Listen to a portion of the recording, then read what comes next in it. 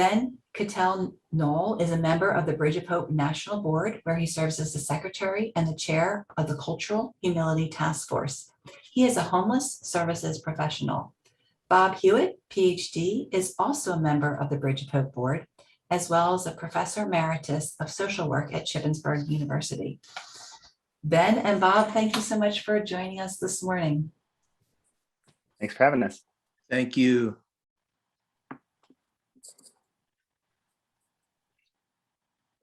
Well, Bob, you can take it away. Yeah. Yes. Good morning to everyone. Ben and I truly appreciate the opportunity to be with you today and share the basics of how Bridge of Hope National, while staying focused on its mission of preventing family homelessness, is using cultural humility as a framework to promote unity, peace, and reconciliation in our society, community institutions, and in our workplaces. We would be hard pressed to find a more appropriate time in the history of our nation to engage in the process of reconciliation and peace building among our citizenries. From the social and political divisions, police violence against brown and Black people, to all the social inequities, i.e. healthcare, education, economics, value of life, employment, inadequate or non-existing housing for families that COVID has revealed, to the insurrection at the Capitol, the ongoing fallout and issues around the most recent presidential election. Given our societal history and current societal climate, what we dare not do, folks, is to bury our heads in the sand and to do wishful thinking, rest in misinformation, and use fear and denial as a way of handling these societal tough times. Nor can we afford as a democratic nation to increase divisiveness by continuing to ball up our racial, political, and religious fists and yell, "I know what is right, and either you agree with me or else." Let's just shout at each other, scare each other, or let's harm one another. We've simply got to be more willing to actively listen to one another, seeking first to understand the other person, show more respect towards others in our communities and in our workspaces. With that, let's move forward. And Ben and I are resting on the premise that by virtue of you choosing to be a part of this discussion today, that you also are interested in bridging the societal divide and promoting diversity, equity, and inclusion through cultural humility in your agency or organization. During the remainder of today's session, we will share with you who Bridge of Hope is, the basics of cultural humility, and some samples of how Bridge of Hope National has been practicing and using cultural humility to grow as an organization to promote anti-racism, diversity, equity, and inclusion among its network sites across the country, national staff and board members, and other community partners in order to provide the most effective services for all of the families experiencing homelessness that we serve. But first, let's take a brief poll on your understanding of cultural humility, the concept of it, prior to today. And you can type in your answers in the chat box.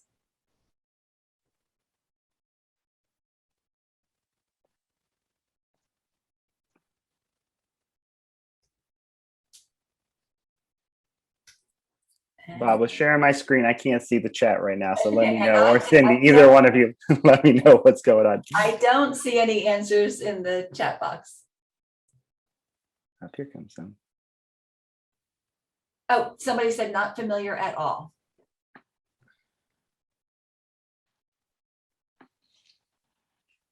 And someone else also said not familiar.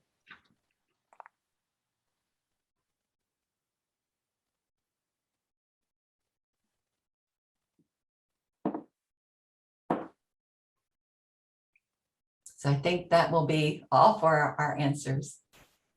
Okay, all right. So it looks like Ben and I are in a good position to be of use to you, to provide you with some new information and new understanding of what cultural humility is. But first, we're going to look at who is Bridge of Hope. And as you can see, our mission is to engage Christian faith communities in ending family homelessness through neighboring relationships that demonstrate Christ's love. And you see there the 4 core values that we rest all of our work on, with that 4th one being practicing cultural humility. Bridge of Hope is a network of 25 sites across 13 states. California, Colorado, Florida, Illinois, Indiana, Iowa, Maryland, Michigan, New Jersey, Ohio, Pennsylvania, Texas, and Virginia. And you see on the slide that's in front of you right there that Bridge of Hope Neighborhood of Support is a 3-way partnership that includes a family facing homelessness, and typically that's a single mom with 2 children. One trained group of 6 to 10 neighboring volunteers, a case manager who trains and equips neighboring volunteers and provides services for each family facing homelessness. We believe that Christian faith communities have a unique opportunity and role in ending the homelessness crisis in America today. Bridge of Hope, in conjunction with professional human service case managers, again, train and equip local Christian faith communities, whether that's churches, Bible study groups, house churches, etc., from a wide variety of Christian traditions to respond to homelessness in practical, tangible, and neighboring ways. So what is cultural humility? I think we'll look at the video first. We have a short video for you. One word to describe cultural humility for me is love, actually. If I had to encapsulate cultural humility, or the whole concepts of cultural humility, it doesn't do it justice, but the word that I think of it is essence. Escuchar. Being. You. Opening. Receive. Compassion. Love. The principles of cultural humility offer one more framework to contribute to what has got to be our ultimate goal, yes? Our ultimate goal is that there will be a sense of equity, a sense of equality, and a kind of respect that we are driving forward.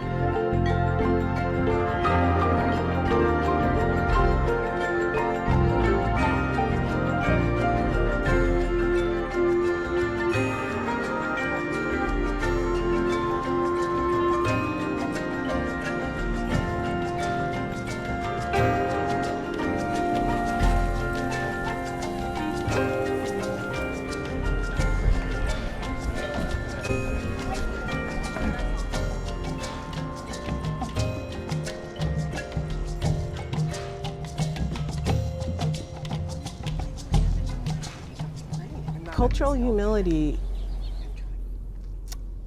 is a multi-dimensional concept, and certainly Melanie Tervalon and I conceptualized 3 dimensions. The first is lifelong learning and critical self-reflection. And in that critical self-reflection, it is the understanding of how each of us, every single one of us, is a complicated, multidimensional human being. Each of us comes with our own histories and stories, our heritage, our point of view. You're looking at me now. I am very fair-skinned. When I was a little girl, my hair was blonde. My eyes are blue. People often tried to call me anything but African American. I have a history. My identity is rooted in that history. My parents gave me the knowledge of my own social identity, and my own experience in life has created that. I get to say who I am. The second tenet, after self-reflection and ongoing lifelong learning and development is this notion that we must mitigate the power imbalances, to recognize and mitigate the power imbalances that are inherent often in our clinician patient or clinician client or service provider community dynamics. And then finally, the piece that I would offer that Jan and I feel people often either don't read or don't like, which is, and the institution has to model these principles as well.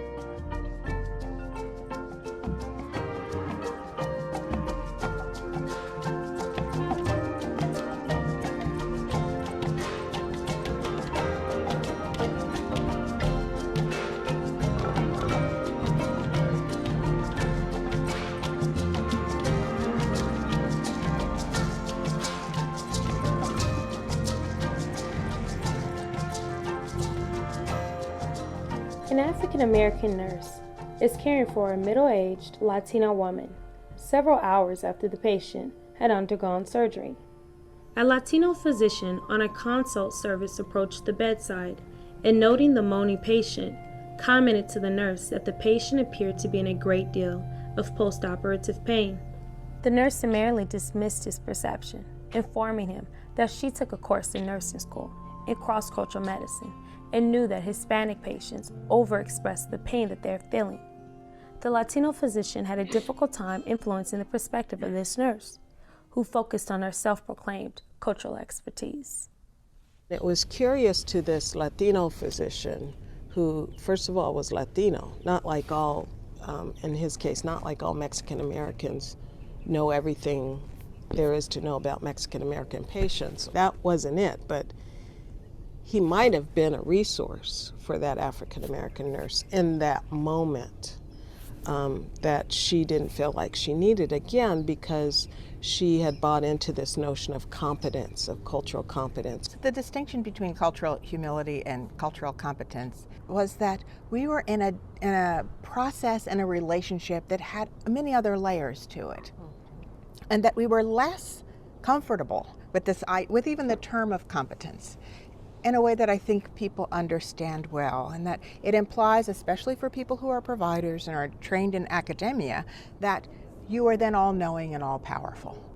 And we felt like that was not what was happening for us as we were learning from community and understanding in a very practical way how families were coming to the hospital and feeling as if they really were not being heard from their own heritage and history, and how that impacted what they came to the hospital with that we didn't know anything about, hadn't even a clue about. For us, this is part of the humility piece of it, getting to understand that, not trying to humiliate you, not trying to make you feel bad, trying to help us all understand that life is like this, and to, in a certain sense, be really happy about not knowing. In April of 1992, in the wake of the Los Angeles riots, following the initial not guilty verdict of the police officers accused of beating Mr. King, the Children's Hospital Oakland community was compelled to meet in a series of highly charged sessions to expose and critique our own patterns of institutional racism, injustice, and inequity. My name is Dr. Melanie Tervalon, and I am Director of Multicultural Affairs here at Children's Hospital Oakland. I wanted to thank everybody for coming to what is a celebration for me of this year. Jan and I had the good fortune, really, to be together in the same place when this work was evolving. Jan and I, while we're several years difference in age, are both African American women, and both raised by women who were teachers. And we come out of that, and fathers who were working men, who come out of that Southern tradition and who participated fully in the civil rights movement in the way that meant that they made sacrifices and their children made sacrifices, and they taught us about those sacrifices and raised us each in ways to understand that we were here to serve.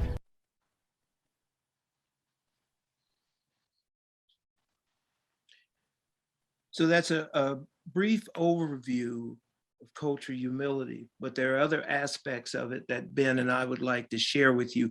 While cultural humility was initially started in the medical setting, as you saw from the video. And it was started out on the West Coast, where it seems like everything starts, right? At least that's what they think out there.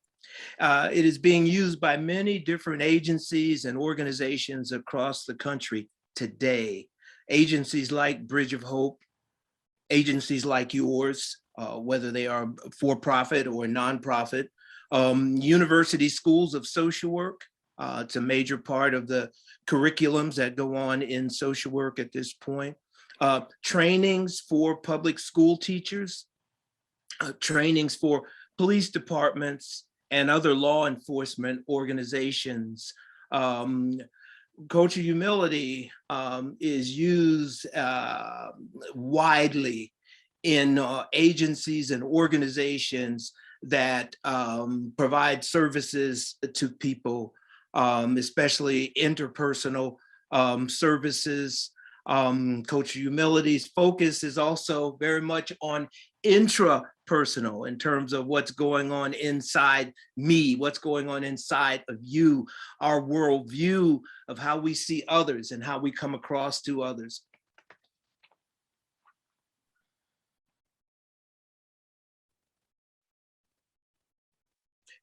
Cultural humility, as you can see, is the ability to be open to other people in relation to those aspects of their cultural identity that are most important to them.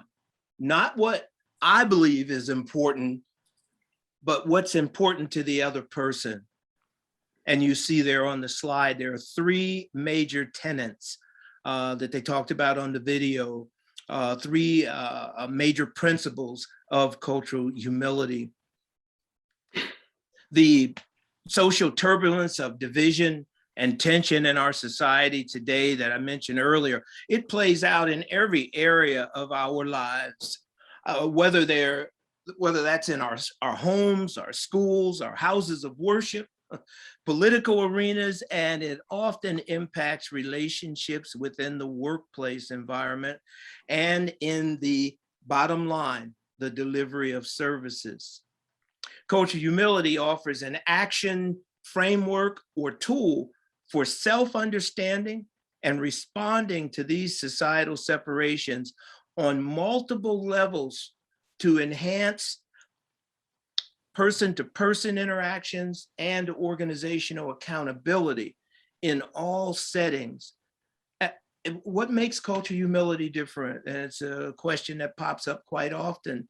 And it's a worthy question, but cultural humility is different from other culturally based training ideas because it focuses on self-humility rather than solely on achieving a state of knowledge or awareness about certain groups of people. Now, Ben and I would like to do a little bit of unpacking, or maybe a lot of unpacking at this point, and share some samples or examples of how Bridge of Hope National is practicing cultural humility work throughout its 25 network sites, the national staff, and its national board of directors. Well, thanks so much, Bob, for that introduction to what cultural humility is, who Bridge of Hope is, and all of that important work. So, and everybody, thank you for joining us today. So we're gonna, as Bob mentioned, spend the next 15, 20 minutes or so kind of diving deeply into each one of the three tenets that were outlined in the video, and thinking about, sort of what these principles mean at their core, and giving some examples about how Bridge of Hope as an organization has tried to live into these tenets, some things that we've tried and maybe haven't worked as well, some things that we've been late to, some things that we've been doing for a long time. So just trying to be really honest and open about our journey with each of these tenets and with the principles and practices of cultural humility. And we also want to take a little bit of time to invite some reflection from you all, and even hopefully some sharing in the chat. And we'll also, again, have some time for Q&A at the end where we kind of think about how this might apply to your work as well. And we'd love to hear any ideas that you have for us as well for how this might apply to the work that we do. So the first tenet, as you saw, is this idea of lifelong learning and critical self-reflection. a lot of this is really sort of the flip side of the concept of cultural competence that I think a lot of us are familiar with and perhaps strive for. So this idea of lifelong learning and critical self-reflection is really about constantly seeking understanding, seeking to learn more, and seeking to understand the perspective of the individual across the table from you. So we are never going to be an expert in someone else's experience. We all bring our own things. That said, we do need to bring an awareness and a sensitivity towards historic realities like legacies of violence, discrimination, oppression, harm that do impact different groups of people based on race, based on class, based on gender or gender identity, based on age, based on a number of different, aspects of people's lives and people's identities that have been marginalized over the years historically and in our modern world. So we need to understand what that means and how that may impact somebody's ability to show up to the table at all, or how they do show up when they're there. And that also involves this idea of critical self-reflection, of not only understanding how that's going to impact the person across the table from me and listening for their experience of that, but also reflecting on how these bigger realities impact you, how you have both perpetuated them, how you have benefited from them, how you've been harmed by them yourself as well, and thinking about our roles in these bigger systems and how it impacts our ability to show up, whether we've experienced these things or not experienced them. So it's really a lot of this, I think, in the past year and a half, I think, around our social media feeds, around whatever sort of listservs we're on, you probably are seeing long lists of kind of reading lists, resources, things to check out. That's kind of been, I think, in vogue recently, and that's certainly something that I think is really beneficial to this process of lifelong learning and critical self-reflection. Some of this is about reading and watching and listening really widely. So thinking about what movies you're watching, what books you're reading, what podcasts you're listening to, who you're having conversations with, and what about, are you sort of listening to one particular perspective a lot, or are you listening widely and deeply to people, different perspectives, particularly those that may be different from your own experiences, and really listening for what people are saying about their experience and how that may impact your work and your life. So that's something that we've really tried to do at Bridge of Hope over the years. So shortly before I joined the board of directors was when we were really starting to implement this practice of cultural humility. So for as long as I've been on the board, every single board meeting we've had has had some time set aside to focus on lifelong learning and critical self-reflection. What that oftentimes means is sort of a facilitated discussion of a shared experience. So sometimes that's a book that we've read prior to coming to the board meeting. Sometimes it's a short video that we'll watch during the board meeting, or a podcast that we'll listen to before or during a meeting, and just really processing that together as a group. So two that have really stood out to us. One is a video series, a documentary series called Race: The Power of an Illusion, that PBS produced several years ago. And it's a rather long documentary series, several episodes. But we really focused on one that's called The House We Live In, that is focused on the history of housing discrimination in America, as an organization, as you heard, that spends a lot of time working with people who are experiencing housing instability and homelessness. This history of housing discrimination is incredibly important for us to be able to do our work well. Homelessness does not impact everybody equally. Particularly people of color are vastly disproportionately experience homelessness compared to both their representation in the general public and even their representation amongst people living in poverty. So we know that homelessness is a racial justice issue. And so in order for us to do our work in ending homelessness well, we need to understand the cultural implications of the history of our country and the history of the housing policy of our country. So I think that led to a really powerful discussions and really deep reflection on what that means for who we're serving and how we're serving people, where we're providing services. All of those kinds of questions really were sparked by that conversation. Another really powerful reading was a book that we asked everybody to read prior to a board meeting, which was called Trouble I've Seen by Drew Hart. Mr. Hart writes about his experience of racism in the church. Another really, really relevant and applicable resource for understanding our context for the work that we do. And so as we're working with and engaging and working through churches, how do we understand the legacy of racism in the church, the legacy and the continued segregation of the church, and what that means for how we do our work. So those were just a couple really powerful examples that really applied to the work that we did. We've also done some more sort of general kinds of readings, different books, different podcasts or articles that we've read together. So I think that's been really powerful, and we will share. And if you have the handouts in front of you, I think we have links to a few of the resources, and we can share those as well. So this plays out, that's just one example of how this plays out amongst our board, of which Bob and I are both a part. But this also plays out in other ways, both internally within the organization, whether there's book clubs and facilitated discussions amongst Bridge of Hope National staff on topics related to cultural humility, the legacy of racism in the church. We've had sort of town halls across the network where we've listened and learned from each other about how we're thinking about, applying cultural humility into the work that we do. It's very deeply embedded into the training that's provided to case managers and to neighboring volunteers who are going to be walking alongside this family experiencing homelessness, so that as they're walking with the family, they also have this understanding of what cultural humility is and how they should be showing up to these relationships. We have an annual conference at Bridge of Hope National where we have people from across the network come to Pennsylvania for a couple of days. There's always several conference sessions where we're trying to equip the network, and oftentimes a few keynotes as well that deal specifically with cultural humility. So that's been really important to us.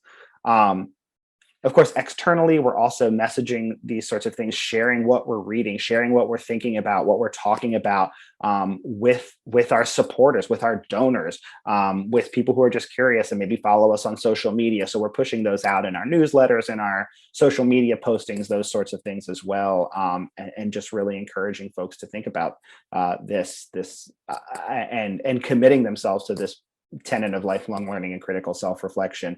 And I think as board members and as staff members, both personally and professionally, we really try and strive for this in our everyday lives as well. So whether that's, we have a fellow board member who is an attorney whose firm has committed to doing some community conversations and trainings around the legacy of racism in our community, whether it's folks who are involved in within their churches and trying to become a multicultural church and applying some of these principles. And then so it sort of is mutually reinforcing. We both bring what we learn and do here at Bridge of Hope National and take it out into our personal and other professional lives.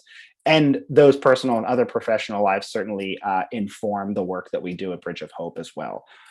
So with that, I will go on to the second tenet, which is recognizing and challenging power imbalances. So, I think sometimes these concepts, inclusion, power sharing, mutuality, strengths-based, they can kind of, particularly in the field of social work, can come off as kind of buzzwordy. It's things that we always say we're trying to do, but what do we really mean by that? And ultimately what this means is that we approach things collaboratively. We approach things with a spirit of listening and always of doing things with somebody rather than doing things for somebody. So, Bob talked about the Bridge of Hope model, and you saw that image of the three-way partnership. And that's really about inclusion and power sharing, that it is really three co-equal partners that are coming to this work together. And the work falls apart if one of those partners is not present and is not working together, is not sharing power and resources and ideas. So a lot of this is about putting families experiencing homelessness in the driver's seat, which is not something that has always been done or that always is done in this field and in this work. So I think those core values have always been integral to the work that Bridge of Hope does from day one. This idea of mutuality, of power, of being strength-based, of power sharing has always been at the core of what we do, and of who we say we are and how we train and all of those things. That said, this is a journey, and I think it's a journey that sometimes we stumble on. And so if we go all the way back to the beginning of Bridge of Hope, some 30 years ago now, when this three-way partnership was conceived of, we called the volunteers who were supporting the family mentors. That was the word at the time. It felt right. It was unique and different in the field and in what we were doing, to have this group of people that would walk alongside of and help out this family who's experiencing homelessness. But there does sort of introduce a dichotomy here when you talk about the word mentors, right? You have a mentor and a mentee.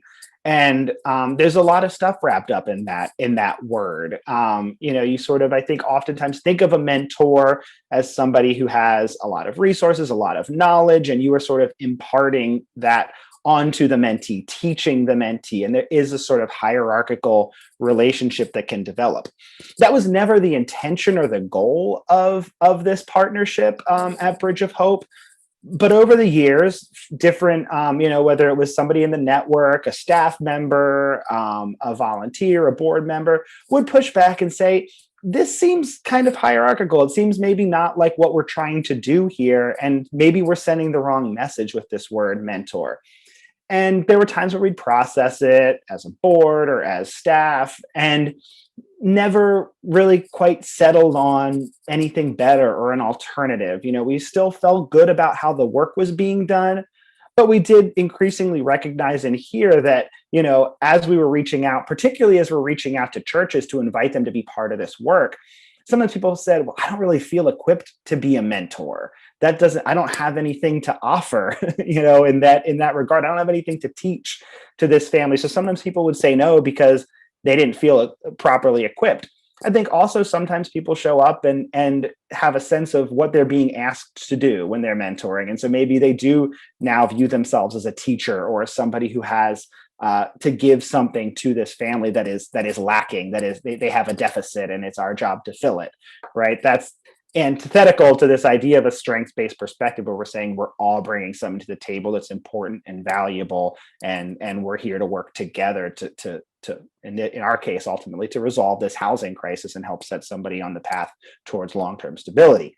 So all this to say, we spent some time about 6 years ago now, re-envisioning a lot of what we do in the program, how we train these volunteers, how we're tracking progress through the program. And as part of that, really finally set aside time to have really difficult, really hard, really penetrating conversations about whether this was still the right word, whether this was still the right concept for what we're trying to do. And finally, after a really intensive process, after a really intentional process with a lot of input from board members and staff and people who have received services through Bridge of Hope and former board members and former staff and as many people as we could hear from, finally settled on and coalesced around this concept of neighboring, which felt like a word that could apply to everybody. The neighboring family, the family is a neighbor to these volunteers, the neighboring volunteers to the case manager, and we're all sort of in this together. We're all beside each other in this process, and we're all sharing this common term and this common name, and departing from that more hierarchical mentor and mentee relationship and all that's kind of wrapped up in those words. So I think that was it was a difficult process. It's hard to do. It's hard to sometimes acknowledge the ways that we hold power over other people, even when we don't want to, even when we're not trying to. But these power imbalances are oftentimes inherent to the work that we do. They're inevitable. So this idea of the second tenet of recognizing those and pushing back against those, diminishing them where we can. In our work, there's going to be some power. There's going to be some kinds of power imbalances. People who are experiencing homelessness have often been disempowered in a lot of ways, economically, socially, and so they may show up and if nothing else, just despite our best efforts, feel intimidated by, the services we're offering, feel overwhelmed by that. And there's an element of power in that. There's an element of power that comes with, this group of neighboring volunteers who, even though they've been trained in sharing power and listening to that person, and they are striving for that.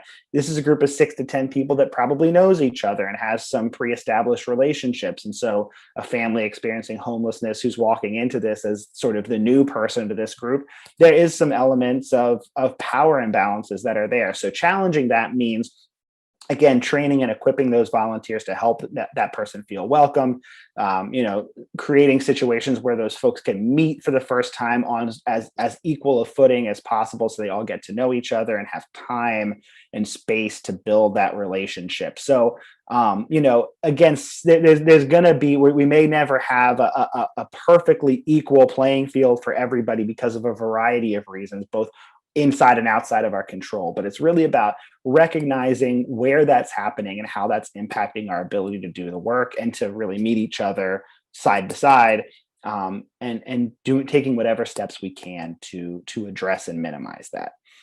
So again, that's kind of been our experience, our example of how we walked this path at Bridge of Hope National. So again, just sort of welcome 30 seconds or so. I'm just going to take a little bit of pause before we move on to that third tenet and see if you all have thoughts about where this shows up in your work. Start jotting this down. Where are the places in your work where there are strict hierarchies? Where are the places where there are imbalances of power, where one person may have power over another? And think about how that impacts the work, how that impacts the person with power over, how that impacts the person who's been disempowered in that relationship, and start to brainstorm some ways, start to think about what challenging that power imbalance might look like, what pushing back on that may mean for your work, and what kind of impact that could have. So I'm just going to take about 30 seconds for you all to sort of ruminate on that for a little bit. Feel free to put thoughts, questions, challenges in the chat or in the Q&A, and we'll get to them in just a minute. So I'm just going to take about 30 more seconds before kicking it back over to Bob.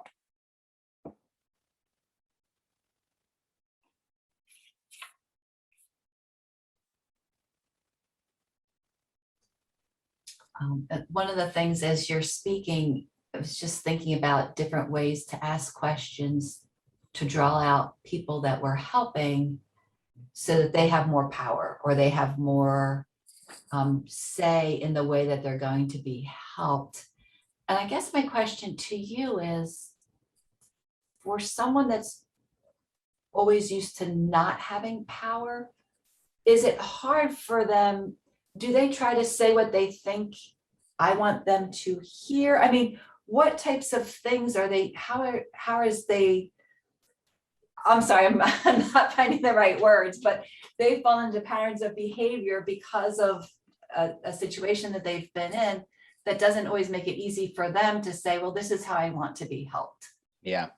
It's a great question. That makes a lot of sense. So, I think one of the other pieces we talk about a lot at Bridge of Hope and in the homeless services field more broadly, that you may have also heard in other contexts, is this idea of trauma-informed care, taking a trauma-informed approach. And that is true for folks who've experienced the trauma. I mean, homelessness is itself a traumatic experience. So all the folks we're working with have been impacted by trauma, but oftentimes that experience of homelessness is precipitated by other sorts of traumas, both personal and more like community-wide sorts of traumas. And it impacts the way people can show up to a space. It impacts somebody's ability to trust someone. And so sort of to what I was saying, some of these power imbalances are going to be inherent to what we do, right? Like if we have a screening and we're asking somebody questions, they may not always know why we're asking that question or what we're going to do with it. Maybe they're coming into our space. You come in and do the screening at my office, and maybe that's a different space, right? Than like the public library or your house or a public space somewhere, so a lot of trauma-informed care principles are about giving control over to somebody else and helping them set the tone for the conversation. So control and I think transparency are two really big and really critical concepts in sort of both being trauma-informed and also challenging these power imbalances. So control means like allowing that person to decide and being really clear and upfront with them, like, can this happen at a time that's convenient to you, at a place that's convenient or comfortable or safe for you? Because there's a recognition that if I'm asking you to come to my space at my time, there's already a power imbalance there that may make you feel uncomfortable and that may be a burden to you to participate in. The ability to say no to answering a question, to say, I don't feel comfortable telling you that or not right now, is, I think, really, really important. And then transparency. Why am I asking you this question? What am I going to do with that information? How is it going to impact this?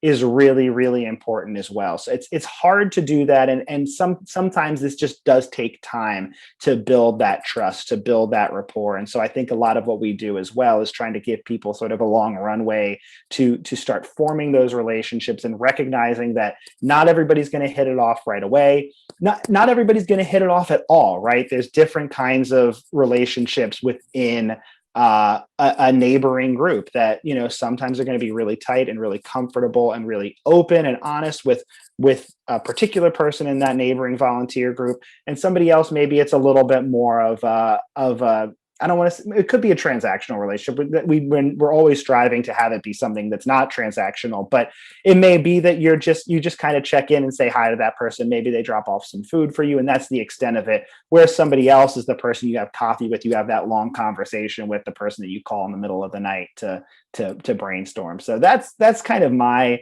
response. Bob, I don't know if you have anything you'd add to that, but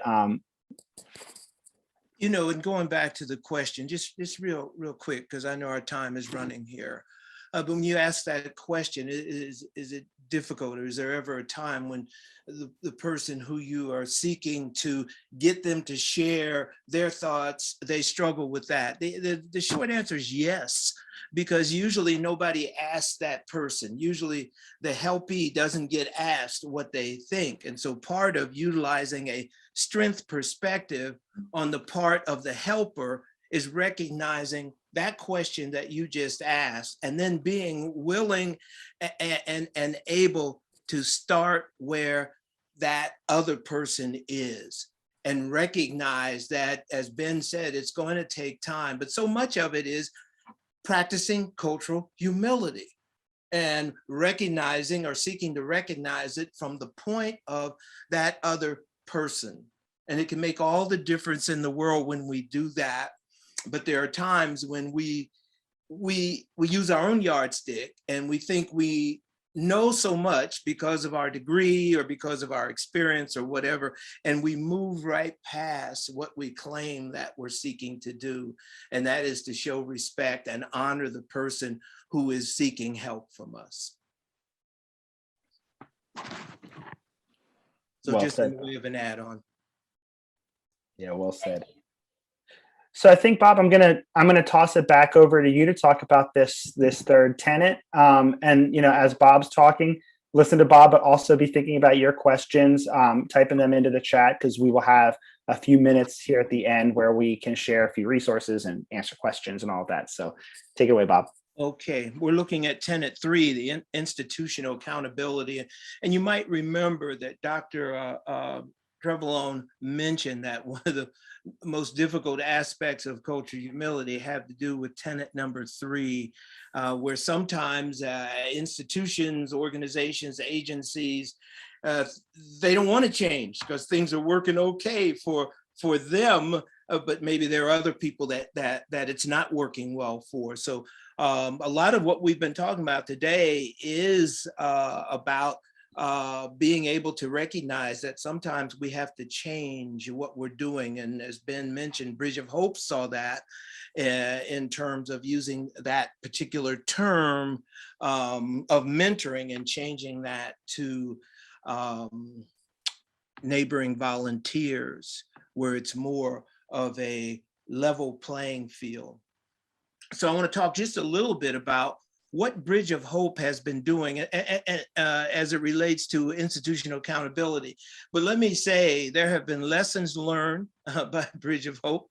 Bridge of Hope continues to be open to learn, and that's a beautiful thing about the organization. And it's one of the things that keeps me juiced about being on the national board. But I would again be the first to say to you that Bridge of Hope has not arrived.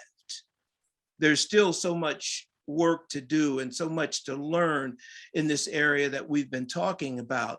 But I'll also say this, that in a number of different ways, Bridge of Hope National has been intentional in its aim to hold itself institutionally accountable. And I'll give you just a couple few examples of that. For the past 7 years, the Culture Humility Task Force Committee, which Ben and I serve on, Ben chairs it, has been the National Board's educational and training arm.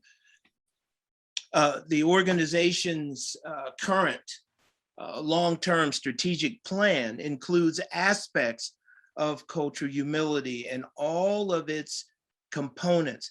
Culture humility work is also a standalone component of the strategic plan. And a lot of times, and some of you may be familiar with this, a lot of times diversity issues, equity issues, inclusion, those are put at the very end. They're like so often the tail of the kite, right?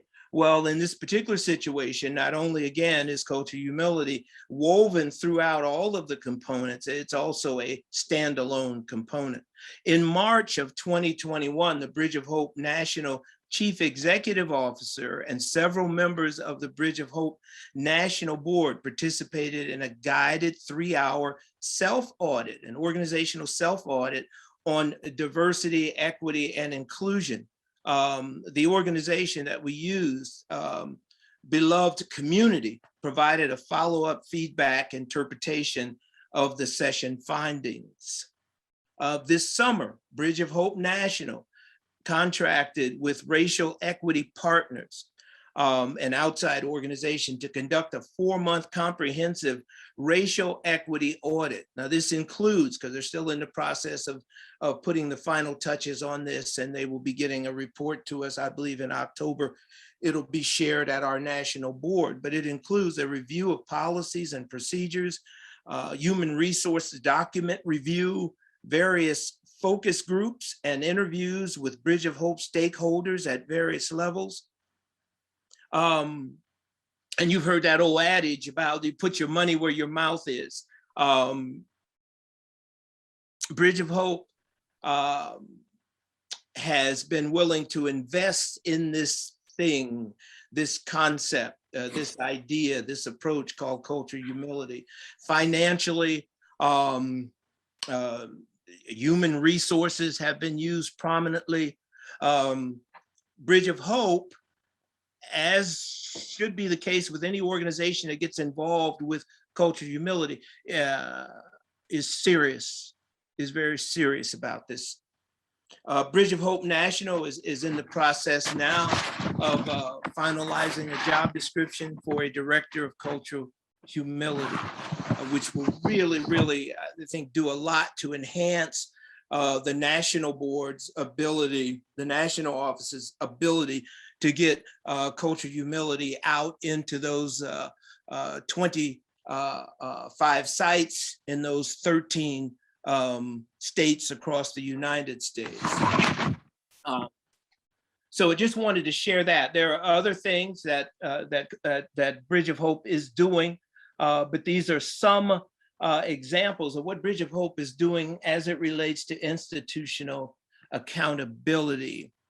Let me share this and then we'll move on into questions. But while this webinar format will not allow us to do so, we have found that using experiential exercises and activities provided by trained facilitators to practice cultural humility is an excellent method for staff members and the organization, no matter the mission, to work in a plethora of areas, such as value clarification, self-awareness, a fuller understanding of history in our country and how that history impacts our society today, the enhance intrapersonal and interpersonal skills to increase knowledge bases, to offer team building activities on anti-racism, diversity, equity, and inclusion, challenges individual staff members and the collective agency or organization to commit or recommit to an organization that is seeking to build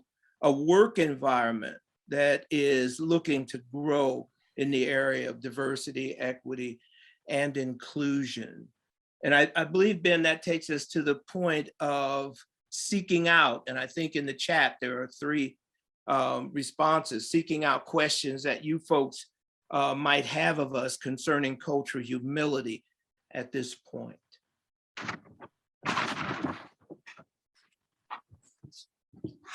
So if any of the attendees want to speak, there is a button where I can allow you to talk. So I can, if somebody raises their hand and wants to say something, I can allow the attendees to speak. I know as I was watching the video and listening to your presentation, I was struggling with how many nonprofits are pressed for time right now, especially as staffing is so hard. But as soon as you said you put your money where your mouth is, I thought you put your time where your mouth is too. Exactly. And, are there any questions out there? No, I don't have any questions. I wish there were, because I know Ben has answers. Thanks, Right, Bob. Ben? Huh? You know, maybe the way to address that I'm so glad you said that, Bob, is Ben, what are some typical questions that your board has asked? Or It was Bob was the one that started all of this before I got there. Bob was there. I don't know, Bob, what was the board's first pushback? No, I mean, I think Bob has sort of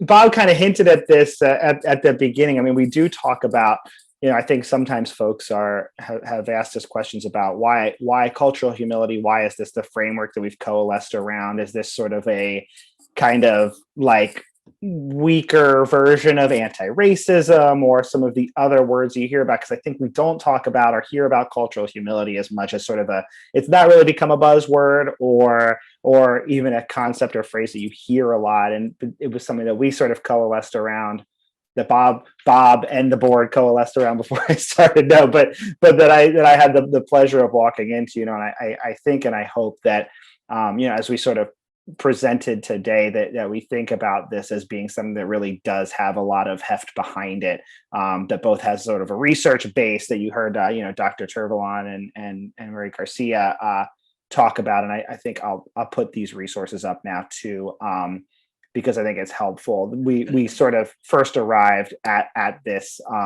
The documentary that we showed, that little video clip that we showed, was part 1 of I think 3. So there's this sort of documentary you can dive more deeply into, but also this journal article that Dr. Turvalon and Murray Garcia wrote. There's a link to that below. All of these links are also in your handout, and you'll get the slide deck as well if you want to dive more deeply into those. But I think that really lays a good foundation. But I think we've also just found that so much of this is compatible with the principles and practices of anti-racism that have become, I think, more widely known and understood and discussed in the world today, and that if we're really leaning into these 3 tenets, that they do have a lot of heft behind them. And Bob, I know you have a lot to share about that as well. So I don't know if you have anything you want to add to that or any other questions that kind of commonly come up. Well, when you mention what questions have come up, there have been folk who have raised the question, are we staying with our mission? We're talking a lot about cultural humility. And I didn't laugh outside, but I did laugh inwardly. But what I said was that the mission of Bridge of Hope, if you remember the mission that we provided to you, and when you look at cultural humility, they're really in line one with another.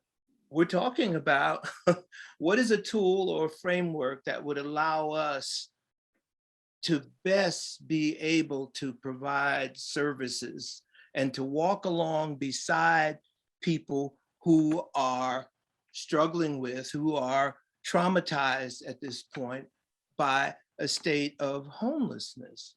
I honestly can't think of another approach or concept or model that I would want to use.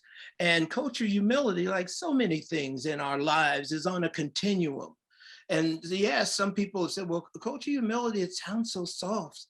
Well, it sounds soft until you get to the middle. It sounds soft until you get just a little further out. It sounds soft until you look at what is anti-racism, right? And anti-racism, if it's about anything, it's about lifelong learning and critical self-reflection and the willing to learn about our history. Culture humility is the very same thing. It's a major tenet of culture humility, that lifelong learning, critical self-reflection. It depends on how we use it. That's true of anything. It depends on how we use the tool. Yeah, and Bob, just to tag that on, I think we do sometimes hear that, and in my work outside of Bridge of Hope as well, I encounter this idea of like, this is sort of an extra thing. It's something that we can do in addition to the other work that we're doing. And the reality is, particularly around the issue of homelessness, the experience of homelessness, this is absolutely not if you ignore it, you are ignoring it at your own peril and at the benefit of to the detriment of some folks. As you look at the I mentioned this, but just to kind of put some numbers behind it, about this is rough estimates, but about 10% of the population of the United States is African American. About 20 to 25% of people living in poverty are African American, and upwards of 40% of people experiencing homelessness are African American across the country. So there is a tremendous disparity in each step of the way. We understand some of the disproportionalities. When we look at our history, when we look at our current policies and laws that contribute to some of that wealth inequality and higher levels of poverty. But even when we look at poverty, that step from poverty to homelessness, more people of color become homeless than are poor, and it's exacerbated even more for families. So as we look at our work with family homelessness, it becomes even more critical. That's my that's my wheelhouse. That's what I know about homelessness. But again, as you look at across different systems, homelessness is not unique, and partially it's not unique because some of it is being fed into from other systems. So the homeless service system has to look at itself and how we serve people and who we serve, but also impacted strongly by who becomes homeless is, again, who's incarcerated, who has access to power, who has access to wealth, and so many other systems and types of work are implicated when we start to really dive deep into that. So again, I think if there's one urging that I would say for anybody who sort of self-selected into this group today, to say look at sort of the history of your own field, of your own work, and sort of what's contributed to where we are today, and who are you serving and who are you not serving, who are you serving well and who are you not having as strong of outcomes with, and what does that mean, and what are you going to do to that third tenet that Bob just talked about, to hold ourselves accountable to doing better and to making hard choices.